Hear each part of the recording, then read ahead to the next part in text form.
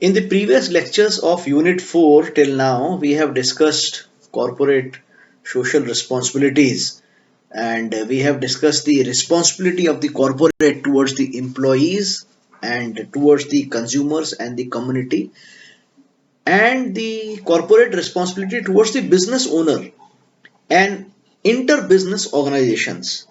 We also discussed code of conduct of Wipro, and we also uh, discussed as to how companies can ensure good corporate social responsibility projects implementation in their company. In this lecture today, we will talk about something called corporate governance. What is exactly meant by corporate governance? So, corporate governance is essentially made up of two words, corporate and governance. Corporate stands for the business world, but governance stands for what is known as efficient running and administration of any organization.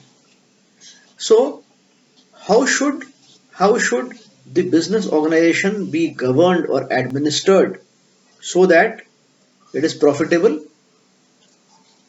it is efficient, it is ethical, it is seen as fair, and it tries to satisfy the expectations, most reasonable expectations anyway, of most of the stakeholders, which includes employees, management, owners, bankers, creditors, suppliers, trade unions, communities around you, the law enforcing agencies, your country, the global environment.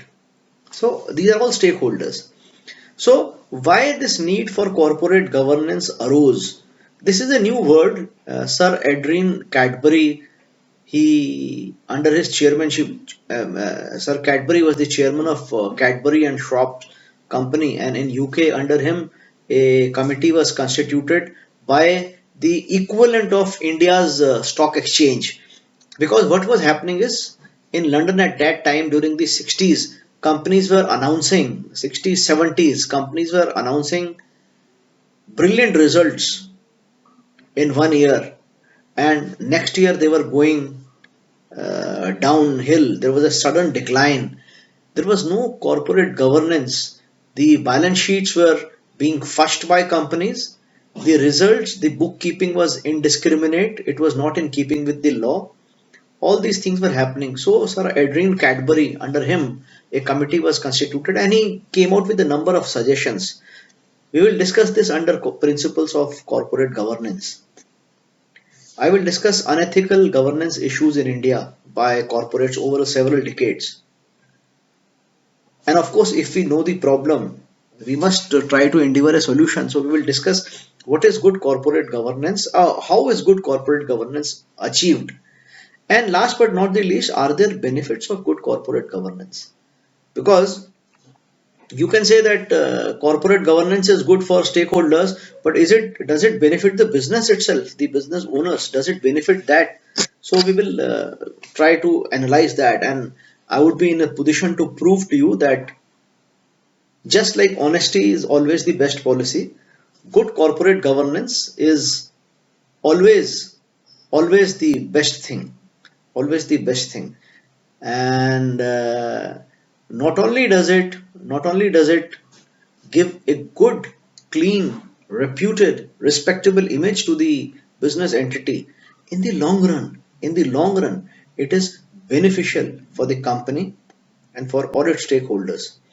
You cannot say that, just like you cannot say that good economics, sometimes people say good economics does not make good politics.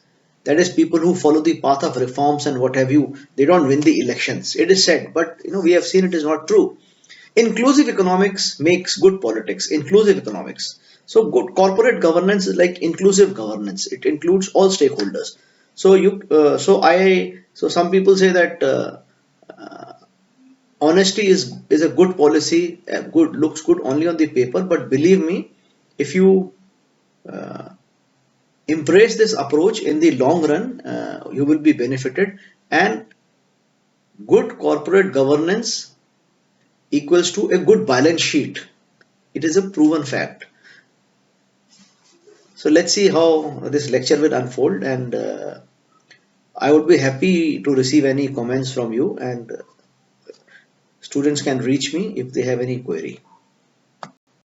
Let us now discuss or take up some of the traditional definitions of corporate governance. The earliest kind of a definition on corporate governance is by Milton Friedman or Friedman. You remember the same gentleman? We discussed his shareholders theory of corporate social responsibility. Actually, Milton Friedman said that, and he got a Nobel Prize in economics, and he said that the only job of the business is to maximize profits. And it is not that he said something which was without any thought, because he said that if business makes as much money as possible while conforming to the rules of society which are there in the law and local customs, then more the money, more business will be able to pay in taxes. More the money business makes, more money is available with the people to spend. More money means more value is getting created. So you have to think of, you have to think in perspective. At least he said corporate governance is to conduct business in accordance to something, to someone's wish. But who's that person? That person is the owner or the shareholder. So, is it giving you some kind of a explanation that during those days it is quite possible that the ownership ownership of the businesses was always concerned about the owners getting shortchanged by the employees. Let me also explain to you. Think of a very big factory which is owned by one single person, and that single person he hires general managers, finance general manager, production, HR heads, and all to run the factory. So corporate governance meant that this person, this who's the shareholder, he should conform to the basic rules. He should pay taxes and everything. Beyond that beyond that, whatever money he has invested, he must get a desired interest or desired return on investment. So there will be audit so that the managers don't steal, the workers are productive, they don't while away their time. So initially, this was the traditional definition of corporate governance. This also meant taxes were to be paid. This does not mean that theft and robbery was the order of the day. No, but the be all and end all of this was the shareholder return.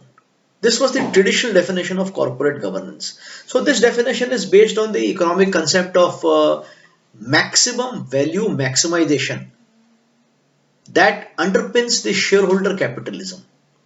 Because capitalism is all about the person who own the business. So what is good for them is in the larger good of the society.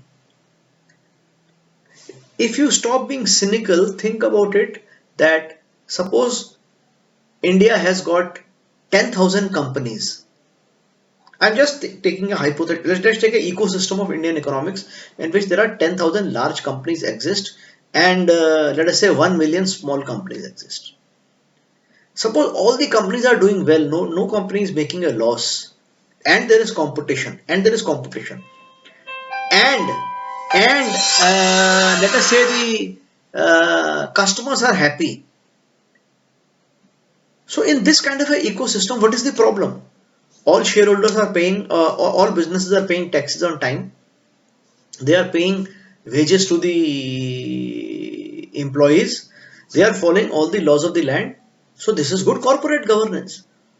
But now, after the Friedman definition, now This definition of Friedman, which said that corporate governance is to conduct the business in according to the owner or shareholder's desire and to make as much money, and now it looks narrow because now other stakeholders are important. When Milton Friedman gave this definition, there was no pandemic. It never happened that a virus started from China and it ended paralyzing the whole world. So world order has changed. Climate change is a real issue. So no country can claim to be an ecosystem which uh, can survive on its own. So Milton Friedman's definition corporate governance, it becomes narrow. So corporate governance now can be viewed as a set of arrangement internal to the corporation that define the relationship between owners and managers of the corporation. It is no longer valid. It is no longer between the owners and the managers. Now it is no longer valid for even shareholders, management, and board of directors. Because see, if you take a business in a fuller sense, a large business, it is shareholders. Shareholders elect a board of directors, and then there is day-to-day management. So shareholders means ownership, board of director means leadership, and those who are running the business means management. Ownership, leadership, and management. So at best, the Friedman definition can be, which is encompassing, as this was told by Monks and Minnows also in corporate relationship, the relationship among various participants in defining the direction and performance of corporation, shareholder, the management, and the board of directors. But this traditional definition of corporate governance had many loopholes. It is because of this that there were scams after scams happening in United Kingdom when companies were reporting high revenue, high profit before tax, high profit after tax, and the next year the business model was going what? It was going, bad. It was then that the committee of Sir Cadbury was set up, and he came out with some path breaking, path breaking ideas, and which is so the traditional definition of corporate governance, which I have explained in this slide. So it is no longer valid. I am not saying it is invalid. Corporate has a responsibility towards the shareholders also. Okay, corporates have a responsibility, by which I mean the management of the corporate has a responsibility to board of directors and to the shareholders. So, but this is not the end of it. Rather, this is an important component of corporate governance, but by no means the final word on corporate governance. This is what I wanted to tell you from this slide as to how it evolved over time. So the question is, if a question is asked in the examination that what do you understand by corporate governance, so you can give a brief history and you can tell a bit about the traditional corporate governance, or if you don't want to give that definition of Sir Frederick, you can straight away go to some other definitions, because Milton Friedman's definition you need not give. I use that to include to tell you what was corporate governance during the 70s and the 80s. Okay, so but now the traditional definition, and I have taken it from the Investopedia. Corporate governance is the system of rules, practices, and processes. Rules, practices, and processes by which a firm is directed and controlled. Very simple. So it's a set of protocol, you can say, set of rules, practices, and processes by which a firm, by firm I mean an organization, is directed and controlled, and it involves balancing the interest of companies' many stakeholders. Very important.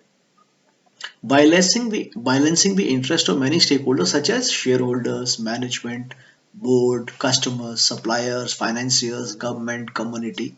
Okay, and since corporate governance also provides framework for attaining the company's objective, you can say it encompasses every sphere of management, from action plan to controls to performance measurement to corporate disclosures.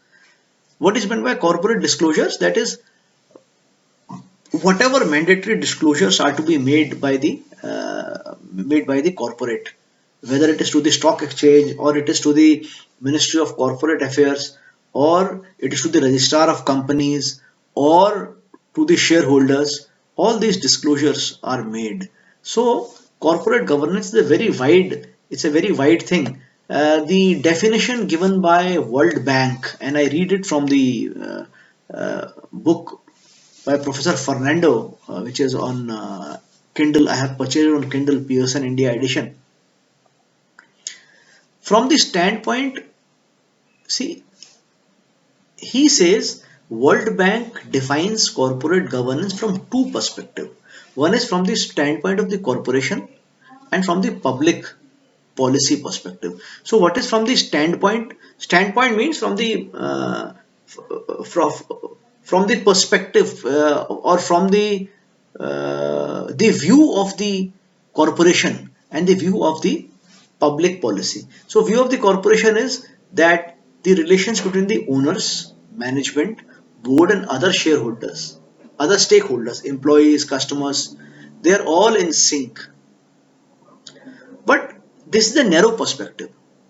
The standpoint of corporation is good, but it is narrow. This is World Bank's definition. So, public policy perspective is corporate governance refers to the uh, directions and the long-term strategy laid by the management,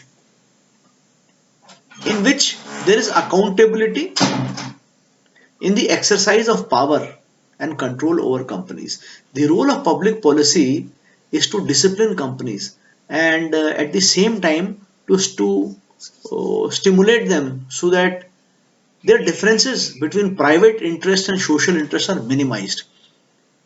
The OECD also has a broader definition. I am giving you all these definitions because most likely questions will be asked like that only. OECD offers a broader definition. Corporate governance refers to the private and public institutions, including laws, regulations, and accepted business practices which together govern the relationship in a market economy between corporate managers and entrepreneurs on one hand, and those who invest resources in the company on the other hand. So you have taken people who are investing resources on one hand and all the other people on the other hand. Important thing is in all these definitions, and typically the definition given by chairman of the Cadbury committee, who defined the concept of corporate governance as holding a balance between economic and social goals and between individual and communal goals, community goals. Don't take it in the sense of communal. So in all these definitions, there are some important concerns. So I want to list down, these are around 10 concerns. First is management accountability. In corporate governance, there is management accountability. Management is eventually responsible, and management as well as leadership accountability to something that happens. Leadership is overall responsible, management is responsible for the specific part. For example, if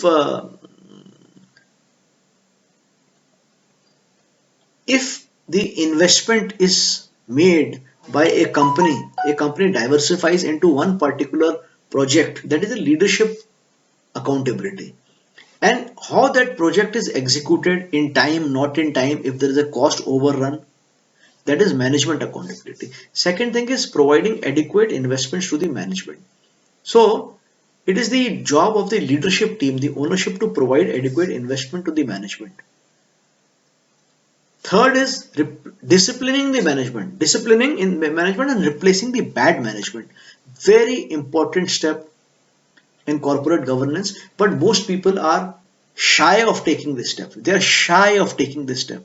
They don't want to become uh, the villains in the eyes of others. Everybody wants to be a good boy. So first is management accountability. Management is accountable. Second is providing adequate investment to the management.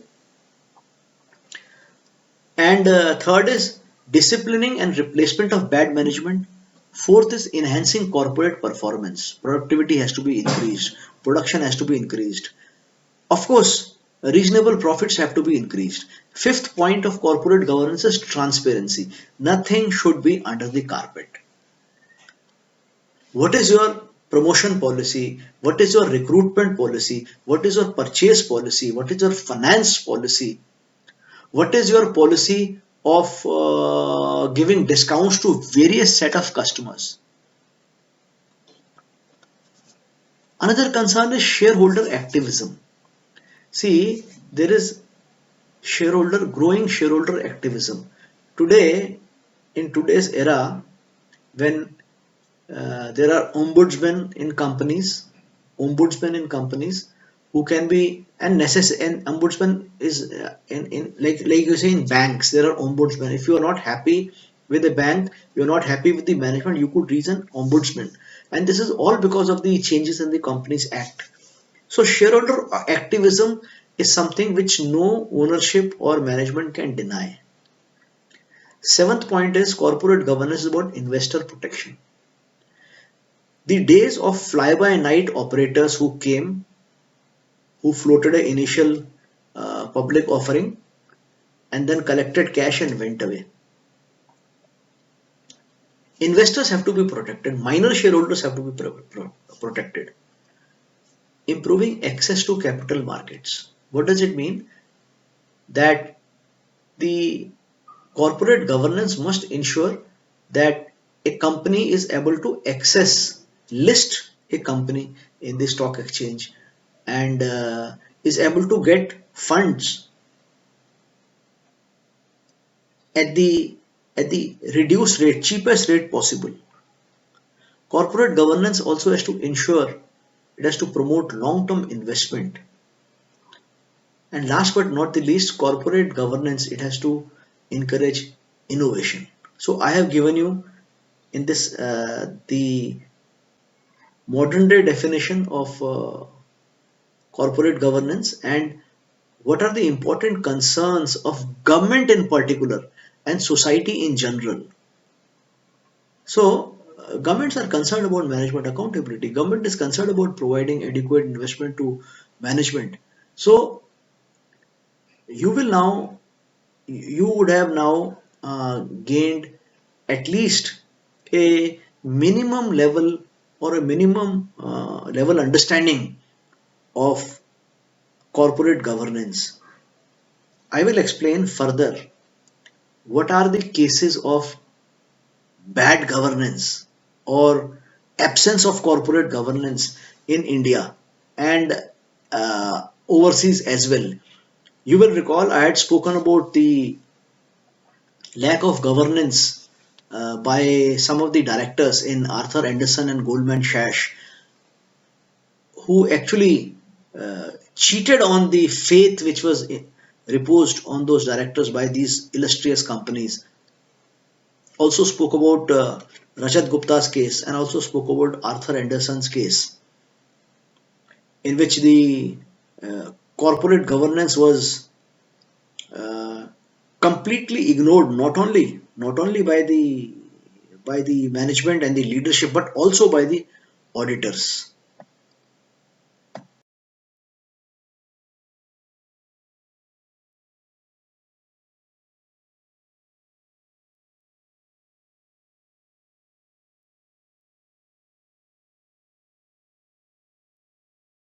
Times, rather many a times, a question is asked in the examinations: What are the principles of corporate governance? It's a so I thought we must have a ready-made answer to this. First of all, see, corporate governance is a set of principles or guidelines on which a company is governed. So you have to answer like this. If a question is asked that what are the principles of corporate governance, you have to start by saying corporate governance is a set of principles or guidelines on which a company is governed. It ensures that the corporate works in a way it is supposed to work to achieve the goals. It makes corporations accountable to each stakeholder, including director, shareholder, employee, customer, etc. Then you say that the term governance itself explains the meaning that it is an act of managing a corporate entity. The entity of a corporate is separate from its officials, which make corporate governance an important subject of study. Let me explain it again. Company does not mean the managing director. Company does not mean company or the corporate entity does not mean its officials or its employees. Company is a sum total of many things. So just one person or the managing director or the chairman does not become company. Company itself is a separate entity. So one person cannot drive the company. So corporate governance plays a very important role to protect the rights of thousands of shareholders who have ownership in the company, but they do not play an active role in governing day-to-day business activities. It is very, very, very, very important to understand that a company has significant minority shareholders. A company has insignificant shareholders. Everyone's interest is to be protected. So somebody who's holding 48% of the company does not become company. So Reliance Industries is not owned by Ambani's alone. They have an important stake in the company. That's all right. But there are lakhs and lakhs of shareholders who have put in their money in the company. They are ordinary shareholders, minority stakeholders, shareholders. They are also important. So what are the principles of corporate governance which have been, and I have taken it from a blog called iPleaders. I like this very much. It has the person has given one, two, three, four, five. First principle of corporate governance is transparency. Pardarshita, as they say in Hindi. Disclosure of the relevant information about corporate in timely and accurate manner is necessary. You have collected you have collected funds from the public. Let us say uh, a big company which has many shareholders has come out with a rights issue. In the rights issue, they have to mention what will these funds be used for. Suppose they say that these funds will be used to retire debt to increase the working capital, and you don't retire the debt and you don't increase the working capital, but you use these funds to open another plant. That means you're not transparent. See, because unless you are transparent, how will the stakeholders know their rights and their day-to-day activity of the corporate? So you have to explain so for example, every quarterly result. Suppose in this quarter you have shown uh, a profit of 100 rupees, and the next quarter you are showing a profit of 500 rupees, a substantive jump. You have to explain that if this has come as a part of the asset sale, why has this profit come? So transparency is something which helps all stakeholders to know what is happening inside the company. Without transparency, to think of corporate governance is absolutely impossible. Second point is accountability. What is accountability? Accountability means that a person who has uh, who has been vested with the power and the authority, he is ultimately accountable to the board, to the management, to the shareholders. It ensures the liability of a person who takes decision for the interest of others. Okay. So in let me explain why accountability is important. Let us take Indian cricket team. The captain and the players, they are accountable for their performance. Captain for his leadership function, apart from his If he is a batsman for his batting, if he's a bowler for his bowling, every player is accountable for his fielding. Some players are bowlers, so they are accountable. If they do badly, they are accountable for it. There is a there is a team physio who's accountable to ensure that the players who are playing they are in good shape. There is an administrative manager who's accountable to make all the ticketing, stay, and everything which the necessary infrastructure for the players to play. There is a coach who's accountable for the performance of the team. But you suddenly find that BCCI, one of the BCCI vice presidents, he comes and he starts to interfere in the team selection.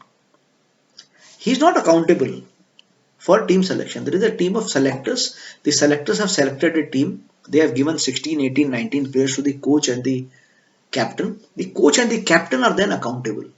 But suppose this vice president or the general secretary of BCCI, he comes, he starts to boss around. He says, "Isko le lo," to take them. Take. So accountability is important. Somebody who is not accountable cannot interfere. Somebody who is not accountable cannot come and ride a roughshod over others.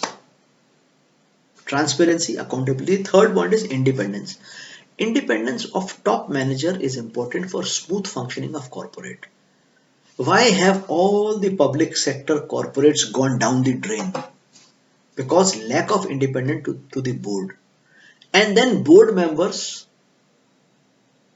on paper they were independent. Whenever somebody from the Ministry of Civil Aviation or the minister or from the political domain, somebody tries to interfere with them, they give up too soon, too easily, too quickly.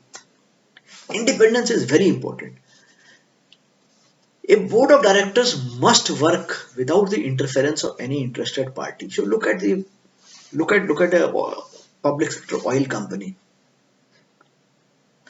Constantly being given directions by the ministry people of the joint secretary level. After all, oil companies have a board of directors. It's a well represented board. There are executive directors, there are non executive directors. The executive directors are responsible, for example, director refinery is responsible for the performance of refinery, director marketing is responsible for the performance of marketing. There is director research and development, there is director pipelines, there is a director HR.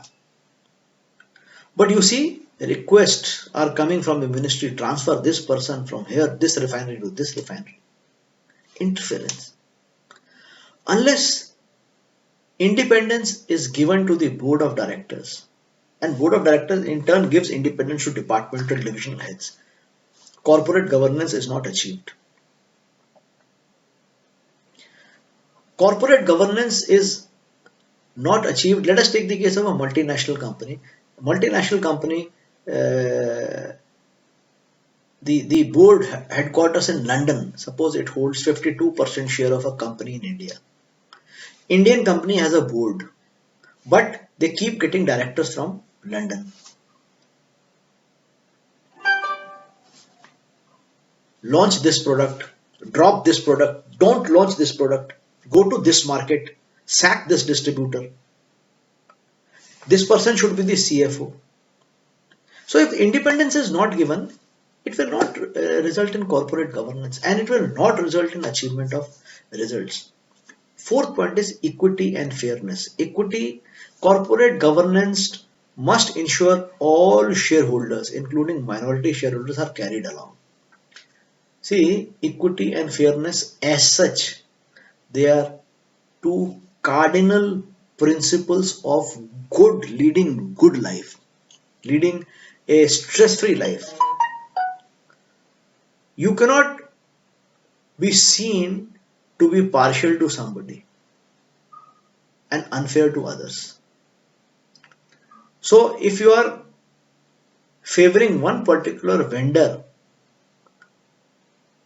who's supplying crude oil from, let us say, Iranian refinery, because of the directions you are getting from the Ministry of Petroleum, you are being unfair, because As a director of procurement, as the management, you have to decide which crude you want to buy, which crude matches with the configuration of your refinery, which crude you think you are getting at the cheapest price for the cheapest term. Do you have a long-term agreement with this crude supplier? Maybe right now his prices are slightly higher, but if you see over the years, he has been the cheapest source of fuel supply. You have to be fair in evaluating all the options. Last but not the least, you have to meet all laws of the land and you have to maintain highest ethical standards. These, I thought, are some of the principles of corporate governance. You can also take, when I spoke about equity and fairness, you can also take diversity, equity, and inclusiveness in this. Diversity, equity, and inclusiveness. If you follow principles of good governance, you are not likely to fail, and not only will it benefit the company commercially, it will also ensure that the company's image is good and the company's flag flies high in the mind of people.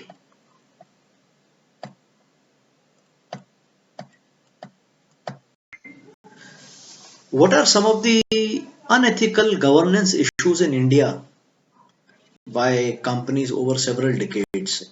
Sometimes a question like this is asked, so let's attempt to answer it.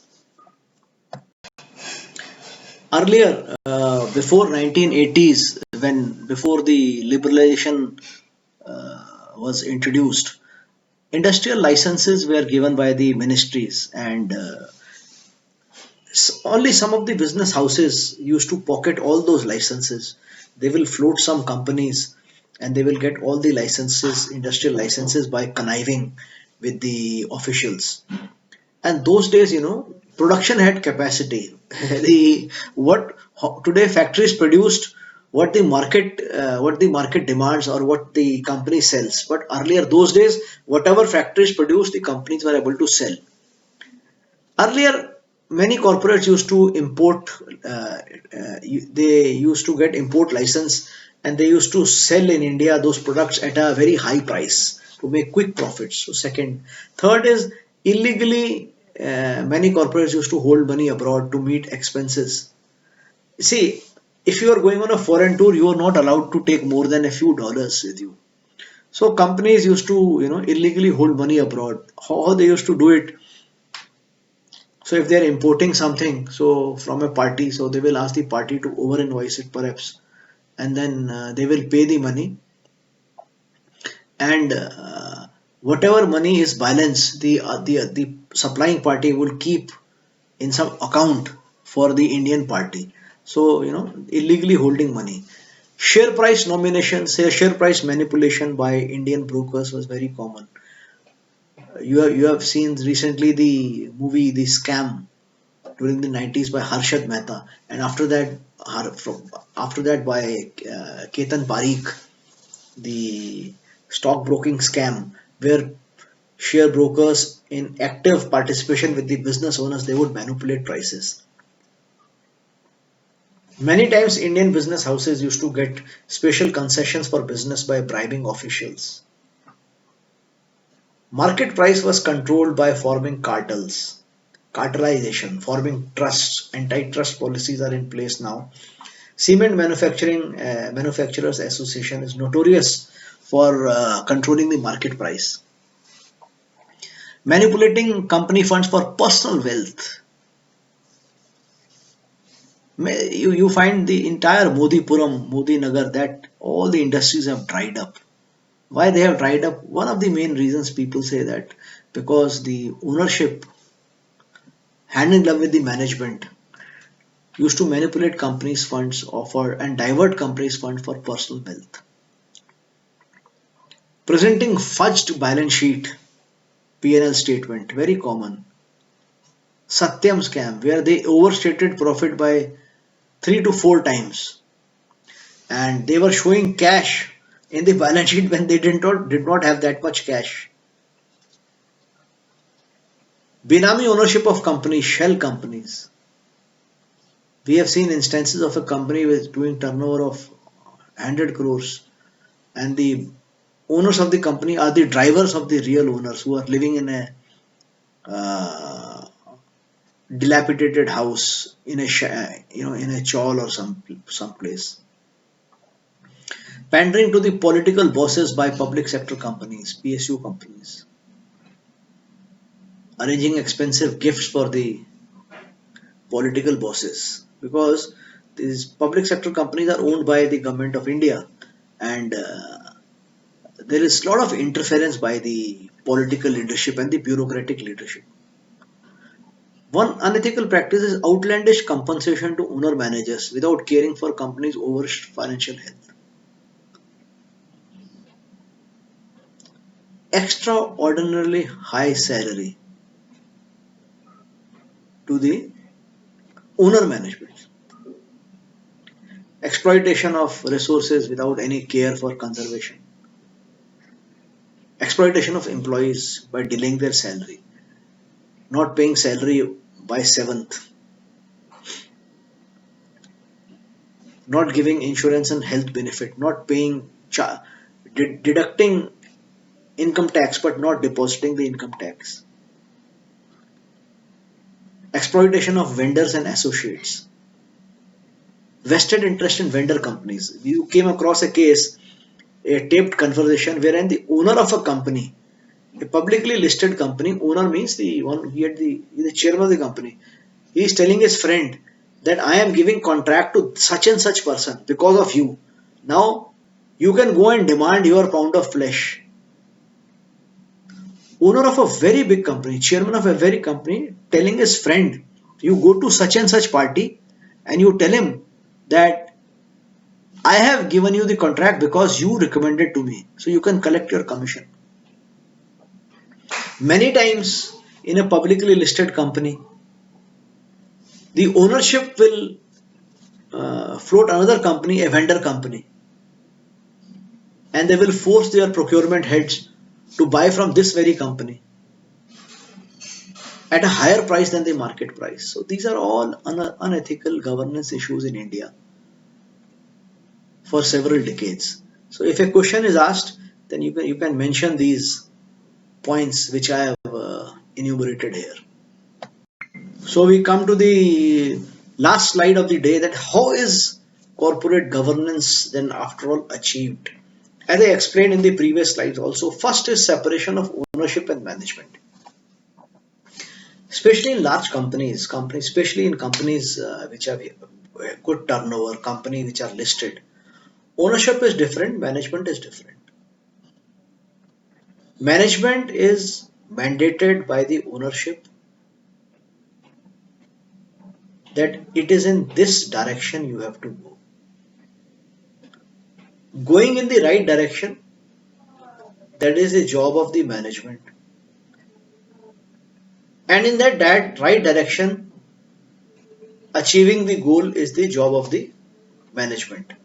Because management will take a dispassionate view as compared to the ownership. Suppose the ownership has two factories, they